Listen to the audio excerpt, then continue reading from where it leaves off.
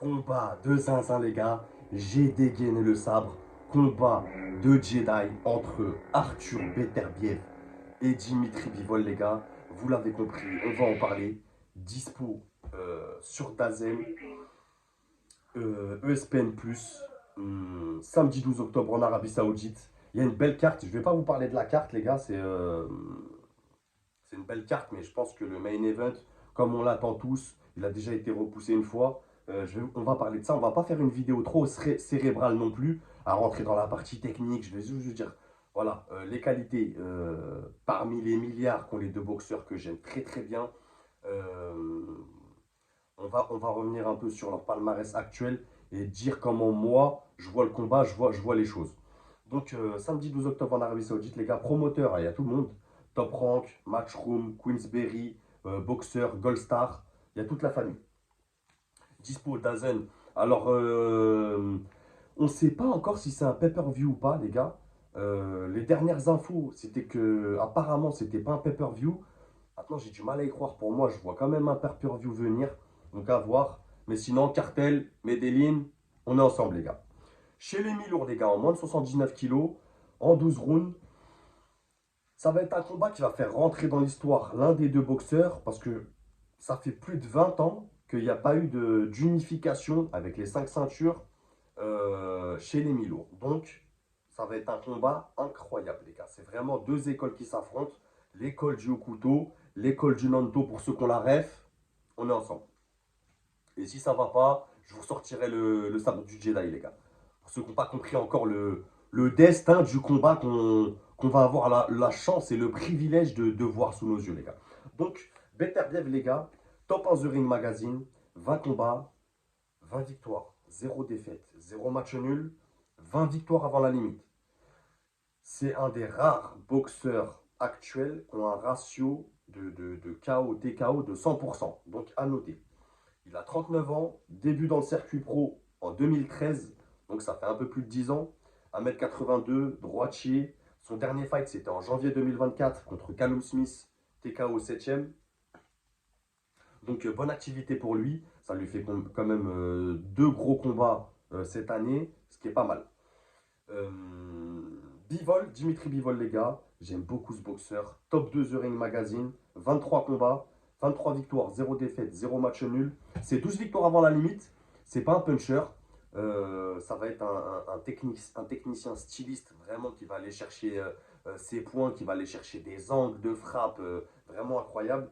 33 ans, donc plus jeune. Euh, Plus jeune, je dirais peut-être pas plus frais parce que les deux ont des carrières en amateur incroyables, intergalactiques selon moi. Mais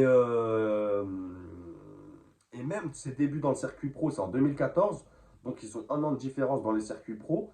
Bivol a plus de combats en circuit pro. Donc au niveau de la fraîcheur, après, je mettrais fraîcheur pour Bivol parce que Beterbiev, il a quand même pris plus de noms dans la catégorie. Mais Mais voilà, ça s'arrête là. Il y en a beaucoup qui voient Beterbiev, voilà. C'est vrai que son âge fait quelque chose, bah, il est plus sur une fin de carrière, mais en termes de fraîcheur, je trouve pas qu'il y a une grande différence. Surtout que les stats ne mentent pas. 1m83, droitier, donc il faut à peu près la même taille. Son dernier fight, c'était en juin 2024.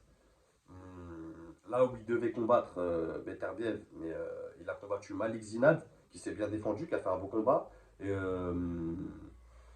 Et Bivol, il a fait son fight. Voilà, quand il a accéléré, on voyait qu'il était au-dessus. Il arrive à le finir au sixième, donc c'est très bien pour lui. Leur seul adversaire en commun dans la catégorie, c'est Joe Smith Jr. Alors, on va pas prendre en référence, je vous ai dit, on va pas faire une vidéo trop cérébrale, revenir sur comment Arthur Beterbiev a dominé Joe Smith Jr., comment Bivol a galéré avec Joe Smith Jr. On n'est pas là pour ça. Les deux boxeurs, il n'y a quasiment rien à dire sur eux, c'est très peu de déchets. Beterbiev, c'est un boxeur qui avance beaucoup. Beaucoup de pression, agressif, un gros travail de jab qui casse très bien la distance. C'est des bonnes combinaisons mi-distance, corps à corps extrêmement solide, une garde haute, pas forcément très bon défensivement, mais quelqu'un d'efficace, vraiment d'efficace dans sa défense. C'est un bon jeu de jambes, c'est un cardio de Saiyan, les gars, on va pas se mentir. C'est quelqu'un qui fait des grosses accélérations. Des fois, ils peuvent t'envoyer 30 coups non-stop. Et ça pique. C'est quelqu'un qui n'a pas besoin de beaucoup d'espace. Il travaille beaucoup en intérieur et qui n'a pas besoin de beaucoup d'espace pour envoyer des frappes lourdes. Tu vois. C'est rare ça. Il y en a un qui a ça aussi, c'est Subriel Mathias. Euh, et c'est ce qui, pour moi, va faire, dans les échanges en tout cas, je vois un Beterbiev plus dur dans les échanges. Et on va y revenir vers la fin. Beterbiev, c'est quelqu'un qui construit ses rounds en démolition, les gars. C'est pas quelqu'un qui va, s'il a l'occasion de prendre ses points, parce qu'il a un gros débit aussi, et qui va demander une grosse concentration et une grosse dépense d'énergie, que ce soit physique, mentale, psychique à son adversaire, c'est quelqu'un qui construit ses rounds en démolition. C'est quelqu'un qui va te faire des grosses frappes. Euh, alors oui, tu vas lui en donner, mais tu vas en manger. Et elles vont faire très mal, elles vont te piquer. C'est solide, c'est comme je t'ai dit, une grosse demande physique et d'énergie. Il va prendre beaucoup de stamina à ses adversaires dans les premiers échanges.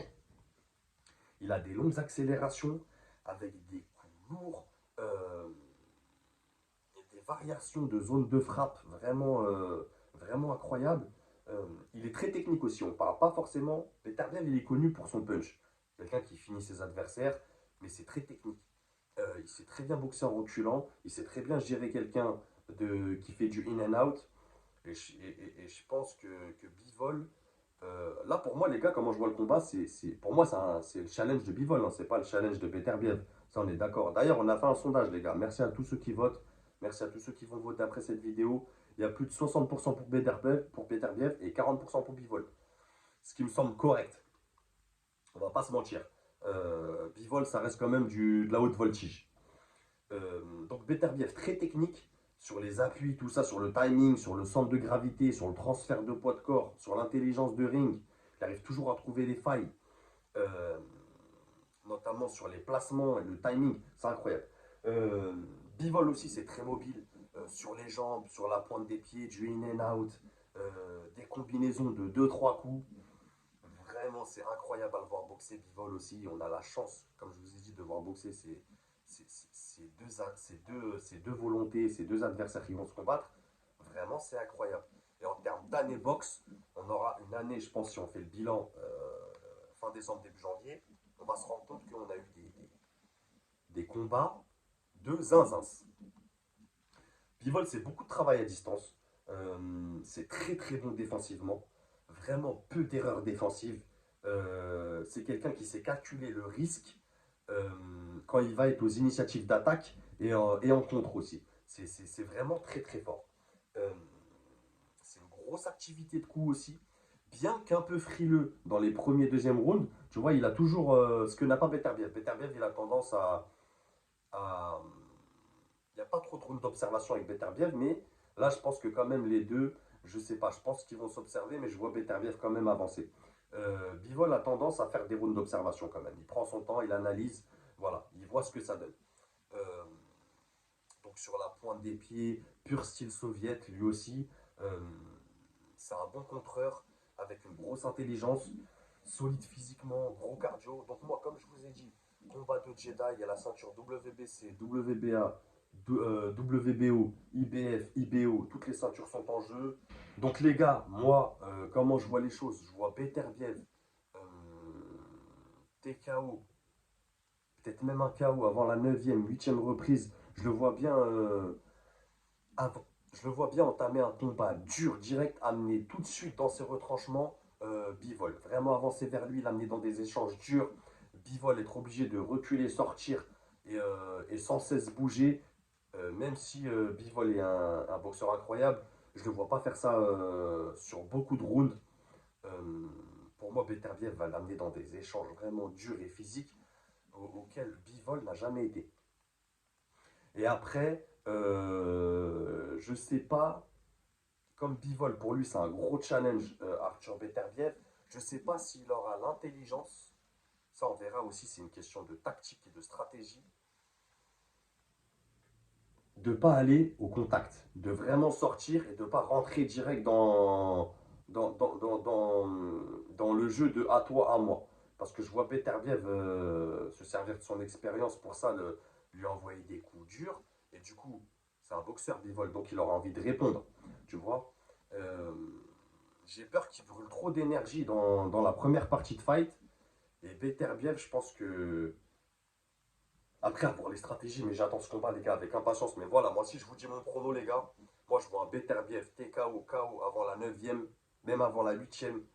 Je vois vraiment une première partie de combat dure pour Bivol, vraiment. Euh, Ça, c'est ma vision, les gars, c'est ma façon de voir les choses. Maintenant, les gars, dites-moi ce que vous en pensez en commentaire. Les gars, je pars en vacances samedi. Donc, pour moi, dernière vidéo sur YouTube. On se revoit dans 2 semaines. Donc, profitez bien. Je ne sais pas comment je vais faire pour regarder le combat. Je pars à l'étranger, les gars. Donc, je vous ferai pas de vidéo. Je pense pas que je vous ferai une vidéo live et tout ça. Parce que la boxe, c'est bien. Mais les vacances, c'est mieux. On est d'accord. Donc, profitez. Dites-moi ce que vous en pensez en commentaire. On en discute. Et n'oubliez pas, les gars, c'est que de la boxe. Bang!